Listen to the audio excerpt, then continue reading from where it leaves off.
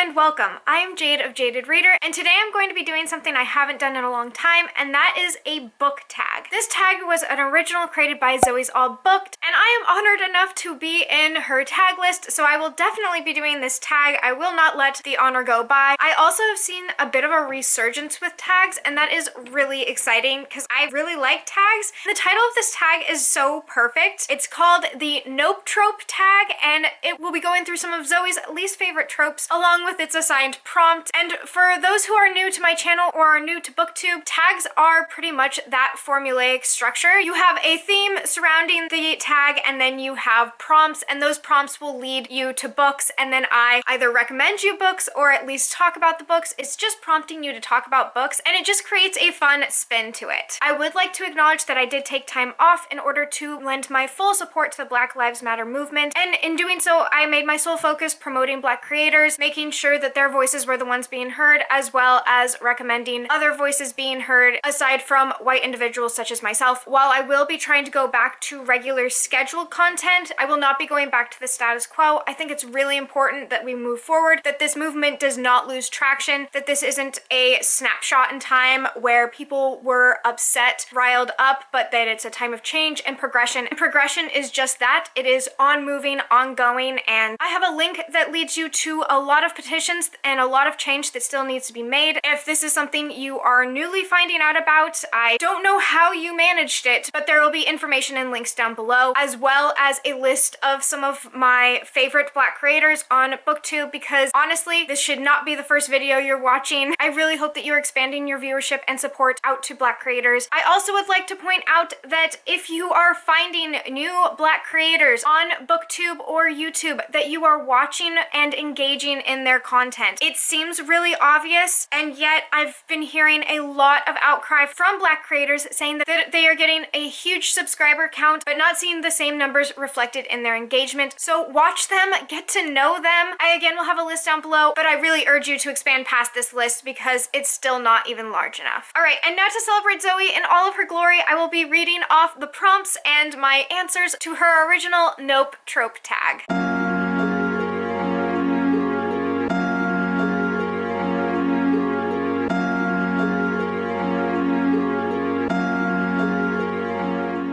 First trope and prompt is eavesdropping miscommunications. So this is when a character or characters are listening in on a conversation, and because they misinterpret what they're hearing, the characters completely go off track. A lot of the times I can agree that I dislike this trope, as I find often it's really obvious when it's happening. It has to be done a very specific way in order for me to also be duped. And the prompt attached to this trope is name a book you heard great things about and expected to love but ended up hating. I happen to have a book in mind that I gave 1 star and had heard amazing things from, even from people I really love and admire, and that is Serpent and Dove by Shelby Mahiran. I might still have the physical copy. I'm gonna go check for it now. It would be in my unhaul pile, so hold on. Nope, that sucker is gone. Serpent and Dove is supposed to be a book about witches and the church and a war between them, following a witchy main character and a church acolyte who end up stuck in a situation together where they are married off. It's supposed to be a love to hate situation. I just pure hated this book. While the live show discussion that I had talking about this book is no longer available, there were so many things I disliked about it. There was a lot of poor representation. It was kind of all over the place. The thing I can talk on and say I hated the most was the relationship. I felt that everything this character Reed felt for the other character was completely based off of wanting to change her. He did not like her as a person. He was attracted to her physically, but every single complaint he had to do with her personality and who she was. I don't have a great background involving these sorts of discussions, and the way that this book dealt with it, I just found really appalling. The ending was terrible. It's one of the only 1-star reads I've ever given. I think I originally gave it a 2. My Goodreads says 1, and there's a reason why. I feel like I probably didn't do my hatred for this book justice, but I really do have trouble trouble exactly pinpointing how I hate things, so we're just gonna stick with that. It was just not great. Moving on. The second trope is love triangles, or as Zoe more pointedly puts them, love V's. I have called them in the past love arrows, and that is where you have two characters fawning after one character, not a true triangle where the other two characters are also fawning after each other. And the prompt to go along with this trope is name a series where you can't pick your favorite book. I thought this would actually be really easy, but it kind of proved to be pretty difficult, as I found most of the time when looking at my series, I could pinpoint my favorite. So my answer is the Raven Cycle series, but that is including the spin-off series, which currently just has Call Down the Hawk by Maggie Stiefvater. I can actually say that my favorite book is The Dream Thieves, but I definitely didn't know that as I was reading the books. It wasn't until my reread that I was able to realize how much enjoyment I got out of the second book. Before then, they were all just pieces of one beautiful story, and I couldn't put those pieces quite together. I can also say that I bring this up because now this rivals The Dream Thieves for me, as I'm really excited to see where this trilogy is going. It follows Ronan, who is the main focus in the second book in the Raven Cycle series, and I'd say that that's the one I had the most trouble with in choosing. That's my answer. If you don't know about the Raven Cycle series, it follows a girl named Blue along with some boys that go to a prestigious boarding school, and they definitely defy Blue's expectations by not being completely obnoxious, but instead also having hidden depths, and you get to explore each character in this grand journey to find a dead Welsh king in West Virginia. All of the characters have really great different dynamics with each other, and I always describe this series as getting to know some friends. It's not really about the destination, it is truly the journey that you go on with these people. You build connections with them, and it's fantastic. It has paranormal entities, urban fantasy, and I just really love how it blends all together with Maggie Stiefvater's writing style. It's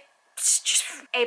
The next trope is the not like other girls trope, or the I didn't realize I was beautiful trope. This is when a character is supposed to be different from all the rest. It's usually a girl where she is the only female in the story of any depth or bearing, and I really do hate this trope. It often goes hand in hand with one of my least favorite tropes, which I will talk about later, but yes, definitely not a fan. And the prompt that goes alongside it is name a book that has a pretty cover but was boring as all hell. Okay, so I actually have two books here, and one of them I actually like. I just recognize its qualities. The first book I will say I really enjoyed, and this is The Beast Player by Nahoka Uehashi. It follows our main character Erin, and after her mother is killed by an ancient beast called a Todo under unusual circumstances, she ends up on the run and living with a beekeeper and finding out more about a species called royal beasts and how she can play a part in this world and in changing the dynamics of it. This has a sequel coming out that I'm really looking forward to. I thought it had beautiful mythology. It is a translated work filled with just really small, quiet moments, but I completely understand that not much of anything happens in this book. It's not until the very end, and if you didn't care along the way, you're not gonna care by the ending. I admit to it, I also really enjoyed the journey. I really enjoyed the characters, and I very much so thought that the connection between Erin and these beasts were really cool and just unique. Something I hadn't really seen before. While this does have a beautiful cover, I can totally admit that to many people it might be a boring read. But if you are ever having a quiet afternoon with rain pitter-pattering out the window and a warm cup of tea, I highly recommend picking up this book for your evening. A book that had tons of things happening, but I was bored the entire way through and has a beautiful cover is The Merciful Crow by Margaret Owen. The Merciful Crow, I actually have a full-blown guide and review for it up above, and it has all of my thoughts as well as a breakdown of what is going on in this book, because the entire time I really was just kind of wondering what was going on, and like as things kept going on, I kept not caring. By the end, I realized that that was boredom. I was bored. I really, despite having so much action, was bored. It felt like the entire book was a journey, and by the time I got to the destination, there were zombies and I was confused, and I just didn't care. Like I said, I do have a video talking about this book, but it has a fantastic cover that really grabbed my attention, and I was really disappointed with how it turned out. In contrast, we have the trope all-consuming love, and that is where the main focus of the book just takes off off in the direction of romance. The main plot is no longer the focus. You kind of are just wrapped up in how they feel, and it can take away from the story itself. I myself can get wrapped up in those types of stories, but I can also understand how it can be quite frustrating when you're trying to get to the ending and plot. And the prompt that goes with that is name a book that gave you a book hangover. If you are new to BookTube or new to some of that terminology, a book hangover is where you read a book and then it's just is the only thing you can think about. You're trying to read other things and you just can't bring yourself to it. It can also be an exhausting process. It really just depends. I've only had a few book hangovers in my BookTube career, and in the past I don't really know because my reading was kind of all over the place. So I actually have 3 books to fulfill this prompt. The first, I actually read this book before joining BookTube. I had read Children of Blood and Bone by Tomi Adeyemi and freaked out when I realized I hadn't read a book like this and I didn't know where to get more, which led me to BookTube, and I cannot believe that that's how that ended up working out. If you are unaware of the premise of Children of Blood and Bone, you follow Zélie, who lives in the world of Orisha, and there used to be magic in this world, and Zélie was part of the Reaper clan, and this clan had the power to work with death, and there were several different types of magic. There were connectors who connected to the realm of spirit and dream. The Tiders were connected to water, burners who obviously controlled fire, so on and so forth. And when her world is ripped of magic and the Magi are killed in a mass genocide, Zélie rises up along with several other characters, and they go on a journey to try and bring magic back, and it's just a wild ride. We only just got the second book late last year. It was definitely a book hangover for me. Definitely my last one pre-BookTube. Then my next book is The Toll. This is in the Arc of the Scythe series. This is the last book. I mean, I really loved this series. It's on my favorite shelf, and I do have a favorites list up above if you'd like to learn more about some of my favorites. But finishing this series, I found it really hard to disengage and de-immerse from this world. I was constantly putting everything in the lens and perspective of this world and not always my own. It was a very odd hangover. I honestly just couldn't stop thinking about it, and when I was reading other books, I was thinking about the AI and like how this world ended up and like where they were, and I couldn't stop thinking about it. In holding up the first of the series, I do talk about the Scythe series in a lot of detail in my favorites, so I will just say it is a dystopian that really challenges the meaning of what death is and what it means to live, and I recommend going up there. I talk about it so often that all of my thoughts have started to blur together, and if I think about it too long, I might very well go back into that hangover zone. So finally, my last book that I had a hangover for was The Poet X by Elizabeth Acevedo. Elizabeth Acevedo. I can now say for certain that Elizabeth Acevedo is one of my all-time favorite authors. I have just finished her book last week with The Fire on High. These are 2 completely different books and they still struck me the same way. But I can say for certain when reading The Poet X, after finishing it, no book I read had any flavor. It was as if it had eliminated the taste buds from my reading experience. I just kept reading and reading and reading books, and it just didn't challenge my emotions the way that this one did. I didn't feel ripped apart the same way, and I had never read and enjoyed a story in verse like this before. And if I'm being perfectly honest, I'm not a poetry fan, but I listened to this on audiobook while reading it physically. Elizabeth Acevedo narrates it herself, and she just does such a beautiful job of creating characters you believe exist and believe in, and she did that definitely with The Poet X, and I was unable to consume anything else for quite some time without it tasting like ash in comparison to this book. The next prompt is the douchebag boyfriend trope, where you have a romantic interest or boyfriend character who sucks, but I think maybe you end up liking him. I'm not entirely sure. I just cracked up when she was reading this prompt, and I guess, yeah, I would say that that's not a prompt I am really happy with either. And the prompt to go along with this trope is name a book that took you a while to get into, but you ended up loving. I have 2 books for this prompt. The first one being Mirage by Sumaya Dawood. Okay, so I read this recently and I have a vlog that I can link up above. I did read this for a book club that no longer exists and I am not affiliated with, but I am very proud and really happy with that vlog and my thoughts on this book. So go ahead and check it out if you are not adverse to it. This book actually took me by surprise, and by surprise I mean I didn't like it until like the halfway point. I just wasn't really connecting with the characters. I again thought this had one of my least favorite tropes and I was getting really annoyed with it, and then it dismantled my favorite trope and became really, really good. It is a Moroccan-inspired fantasy where Moroccan culture set in space. You have futuristic technologies, and Amani, our main character, is living in a village which is far removed from a rebellion that's going on after a usurper ruler is taking over their kingdom. And Amani is said to be a doppelganger, or someone who so deeply resembles the princess that they can't be told apart. And so Amani is kidnapped and brought to the capital, where she is then trained to act like the princess and be used as a decoy or bodyguard in her stead, as the princess is very much so hated. This book has a lot of political intrigue, and I ended up liking the romance way more than I thought. I thought it was going in a different direction, but I like where it went. I still enjoyed it very, very much. There's just a lot here, and it's a pretty short book, so the fact that it was able to turn it around so much in so little time was really impressive to me, and I'm really looking forward to its sequel, which is the book Court of Lions. Then a book I just finished for both Pokemon and the Asian Readathon last month was Flame in the Mist by Hafsa Faisal, and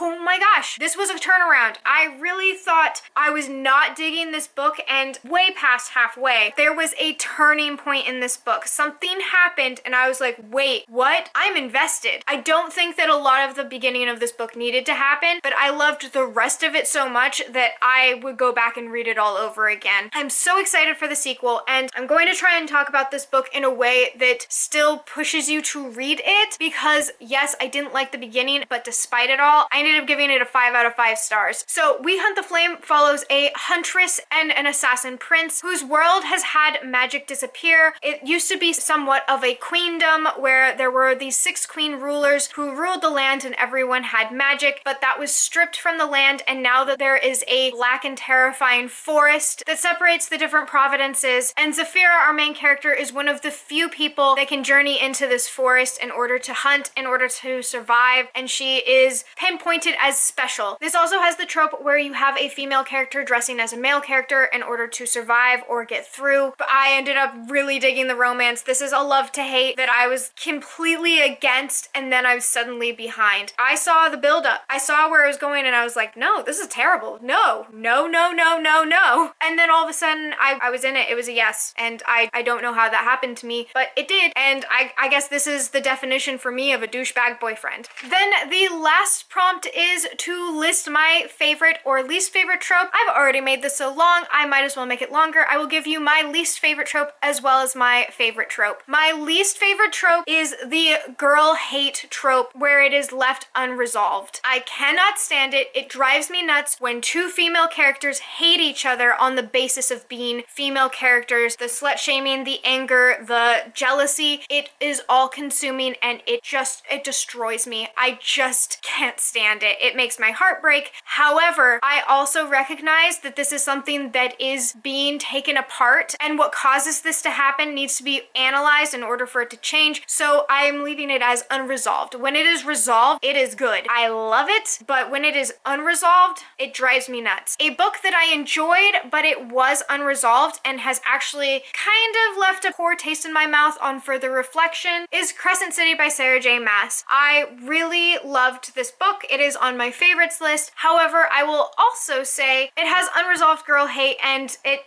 like enough doesn't happen to make it better. I do believe that it's challenged, but it's not resolved. And then 2 books where it does occur, but it is resolved or challenged in a way that I find positive is Mirage, as I spoke on earlier. There is a girl hate trope in this book. However, I love the way that things turned out, and I wouldn't consider this to be girl hate in the way that I'm speaking on it. As well as With the Fire on High by Elizabeth Acevedo being a great example of a really classic, very realistic girl hate that has conversations around it and is challenged, and I, again, really admire the outcome and way way that it was dealt with. I'm obviously in love with Elizabeth Acevedo. I fully realize, recognize, and stand by that statement. Also, since this just started to slip out, let me just say, they did not have to do this, but they gave us this. What? Why is this book so beautiful?